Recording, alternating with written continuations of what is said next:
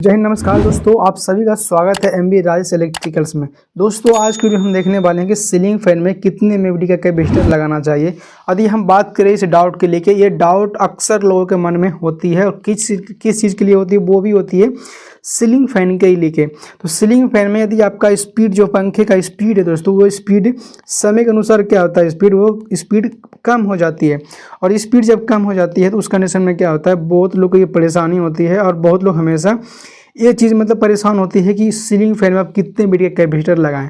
वैसे तो ये चीज़ को इतना देखने का गौर नहीं है, क्योंकि आप कोई भी सीलिंग फैन ले लेते हैं तो उस सीलिंग फैन में आपको एमएफडी जो होती है दोस्तों, खुद उसके जो कैपेसिटर होती है उसके ऊपर लिखा हुआ रहता है, ऑलरेडी पहले से लिखा हुआ रहता है।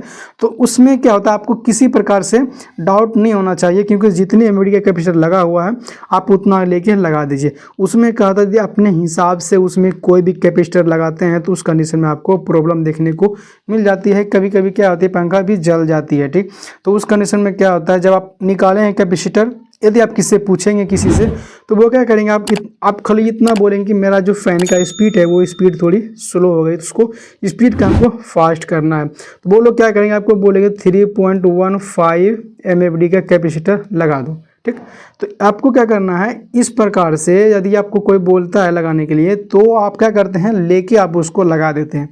तो लेकिन क्या होता है, आपका घर का रीज़न क्या है, आपका यहाँ वोल्टेज क्या है, आपका जो फ़ैन है वो क्या, वो फ़ैन इस जो एमएफडी का लगा रहे हैं क्या वो सपोर्ट कर पाएगी, क्या उसकी सहन कर पाएगी।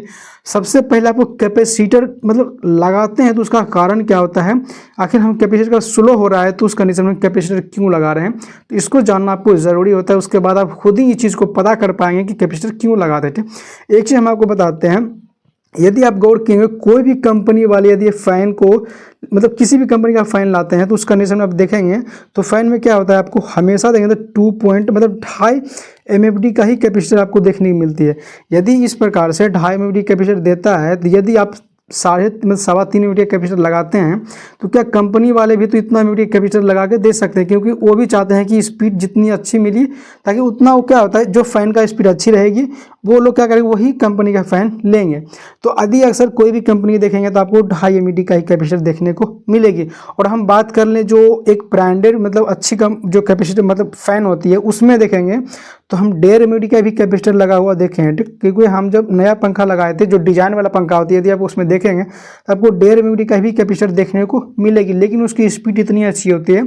और वो कैपेसिटर क्या होती है, वो स्क्वायर वाला कैपेसिटर होता है, इस प्रकार से स्क्वायर रहती है, उसमें 2 पिन लगी होती है, वो डायरेक्ट क्या करती है, वो कनेक्टर में उसको लगाई जाती है। तो इस कंडीशन में आप इस वीडियो में हम आपको बताएंगे कि किसी भी फैन में, ऐसा नहीं कि हम सीलिंग फैन का ही बात कर रहे हैं, किसी भी फैन में या भी इस प्रकार से कोई भी फैन हो उसमें किस प्रकार से आप कौन सा एमएफडी का कैपेसिटर लगाएंगे, इस वीडियो में वही सब सीखने वाले हैं। यदि हम उम्मीद करते हैं यदि इस वीडियो को आप पूरा देख लेते हैं तो आप यह चीज़ जान जाएंगे कितने एमएफडी का कैपेसिटर किस फैन में लगाना चाहिए। ठीक दोस्तों, आप लोग से रिक्वेस्ट करते हैं वीडियो पूरा लास्ट तक देखिएगा। दोस्तों चलिए सीखते हैं अभी अपने टॉपिक की ओर। तो सबसे पहले दोस्तों क्या करना है, सबसे पहले आपको 2 चीज़ पता होना चाहिए, तभी जाकर आप ये चीज़ निकाल पाएंगे। ठीक, इसमें क्या है, सबसे पहले आपको पंखा को देखना है कि आपका पंखा कितने वाट का है। ठीक, उससे क्या होगा, उसी प्रकार से आप इसमें कैपेसिटर भी लगाएंगे। ये हमारी वाट हो गया। दूसरी हमारी हो गई वोल्टेज। आपको पता होना चाहिए कि आपकी जो वोल्टेज है वोल्टेज कैसे है। तो वोल्टेज क्या करेंगे, आप मल्टीमीटर के माध्यम से भी आप वोल्टेज को पता कर सकते हैं, लेकिन क्या होता है, बहुत लोगों के पास में मल्टीमीटर नहीं होते हैं, तो उस कंडीशन में क्या होता है, बहुत दिक्कत होती है। तो आप सभी को पता है, जो आपके घर में होती है वो डिजिटल, आपको पता है जो आपके घर में जो मीटर लगी होती है, जो इलेक्ट्रिक मीटर होता है, उस मीटर में आप देखेंगे तो वहाँ पे आपको एक वोल्टेज और करंट दिखाएगी, जो रीडिंग है साथ साथ में आपको वोल्टेज और करंट भी शो करेगी। तो अपने मीटर में जाके आपको देख लेना है कि आपके घर की वोल्टेज कितनी है। ठीक, उसके बाद आपको क्या करना है, उस एक फार्मूला में उसको पुट करना है। चलिए हम आपको बताते हैं और दिखाते हैं कि किस प्रकार से आपको निकालना है। तो सबसे पहले क्या करना है, फार्मूला में पुट करना है। आपको पता करना है, यहाँ पे हमारी वाटेज है वो हमारी 70 वाट हो गई। फैन हमारी अक्सर 70 वाट की होती है। और इंटू करना है इसको एफिशिएंसी, जो हमारी फैन की एफिशिएंसी है, तो एफिशिएंसी क्या है। ठीक, और जिसके बाद हमको गुना करना है 1000 से। तो डिवाइड बाय हमको क्या करना है, यहाँ पे वोल्टेज इंटू हर फ्रीक्वेंसी। तो फ्रीक्वेंसी हमारी क्या होती है, वो फ्रीक्वेंसी भी हमारी फिक्स ही होती है दोस्तों, इतना ध्यान रखिएगा। फ्रीक्वेंसी जो होती है हमारी वो फिक्स होती है। तो यहाँ पे हमको क्या करना है, यहाँ हम लिख लेते हैं 70 और यहाँ पे 70 हो गई, और इंटू में जो हमारी जो फैन की एफिशिएंसी होती है वो 80 आप उसको मान सकते हैं, और यहाँ पे 1000। ठीक, और इसको डिवाइड बाय करते हैं हम, तो यहाँ वोल्टेज हमारे 2 है, तो इसको वोल्टेज को हमको 2 बार गुना करना पड़ेगा। तो हम यहाँ क्या करते हैं, मान लेते हैं हमारे पास में 190 वोल्टेज है, ठीक, तो इंटू 190 वोल्टेज, और जो गुना करना फ्रीक्वेंसी हमारी इंडिया का जो है 50 हर्ज होती है, ठीक, यहाँ पे हर्ज भी लिख देते हैं, 50 फ्रीक्वेंसी होती है, ठीक। तो अब आपको क्या करना है, यहाँ पे ऊपर वाले का आपको गुना करना है, ऊपर वाले गुना करने में आपको जो वैल्यू आएगा वो आएगा 5 6 1 2 3 4 5 0, ठीक। जब नीचे वाला आप गुना करेंगे तो यहाँ पे आपको आएगा 1805000, ठीक। इस प्रकार से आपको यहाँ पे जो वैल्यू इन दोनों को पुट करेंगे तो आपको आएगा। तो आपको करना क्या है, जो नीचे वाला वैल्यू, नीचे वाली वैल्यू ऊपर वाले वैल्यू में भाग दे देना। जब इसमें भाग देंगे तो यहाँ पे जो वैल्यू निकल के आएगा वो हमारी MFD में आएगी, मतलब कैपेसिटर में आएगी। तो यहाँ पे क्या आपको निकलेगा 3.010, ये हमारी होगा MFD। तो यहाँ पे यदि आप देखेंगे तो जो ये वैल्यू हमारे पास में निकल के आई है, ये हमारी करेक्ट हमारी फ़ैन के लिए 100% मतलब ईजिली है, ठीक। इसको आप इस प्रकार से निकाल के इस फ़ैन में, यदि हमारी जो घर की जो वोल्टेज है दोस्तों, वो वोल्टेज हमारी 190 वोल्टेज है और 70 वाट के हमारे पास में जो फ़ैन है, उस फैन में हम इजीली हमारी मतलब सवा MFD का 3.25 MFD जो कैपेसिटर होता है उसको हम इस फैन में इजीली लगा सकते हैं। कोई भी दिक्कत इसमें नहीं होने वाला, इसमें करेक्ट इसे काम करेगा। तो यहीं पे यदि आप देखेंगे तो लोग क्या करते हैं कि कोई अगर तो बताता है 3.15 का कैपेसिटर ला के आप अपने फ़ैन में लगा दो, तो उस कंडीशन में क्या होगा, यदि आपका जो घर का वोल्टेज हो सकती है उस कंडीशन में 220 वोल्टेज है, इस चीज़ को आप चेक भी नहीं किए, तो उस कंडीशन में क्या होगा उसको अभी हम समझ लेते हैं। MFD तो आपको निकालना आ गया, लेकिन उसको पहले समझते हैं। यदि इस प्रकार से नहीं निकाल के, यदि आपका वोल्टेज अच्छी खासी है आपके घर में और जो फ़ैन का जो स्पीड कम हुआ है वो वोल्टेज की वजह से नहीं हुआ, कैपेसिटर वीक होने की वजह से हुआ है, तो उस कंडीशन में आप क्या हो सकता है उसको समझते हैं। तो एक चीज़ हमको बताते हैं, जो हमारी कैपेसिटर है दोस्तों, कैपेसिटर हमारी वोल्टेज को स्टोर करने का काम करती है।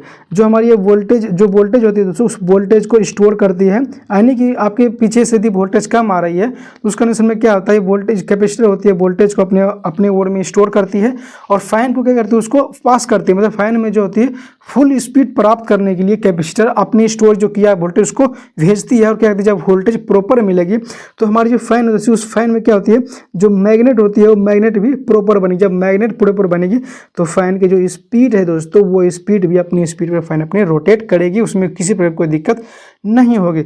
लेकिन यहीं पे क्या होता है, बहुत लोग ये चीज़ समझते नहीं है, वहाँ पे क्या करते हैं, यहाँ पे जाकर सीधा 3.15 MFD का कैपेसिटर लगा, 3.25 MFD का कैपेसिटर लगा देंगे और वोल्टेज भी आपका दोस्तों अच्छा खासा वोल्टेज है। उस कंडीशन में क्या होगा, इस मोटर में एक हाई वोल्टेज भी हाई जाएगी, जिसमें क्या होता है पावर ज़्यादा जाएगी और मैग्नेट भी ज़्यादा बनेगी। तो मैग्नेट ज़्यादा बनने से बाद क्या होगा, आपको पता है किसी चीज़ का एक लिमिट होती है, यदि अधिक लिमिट इसकी हो गई तो उस कंडीशन में आपको जो पंखा है वो पंखा जल जाएगी।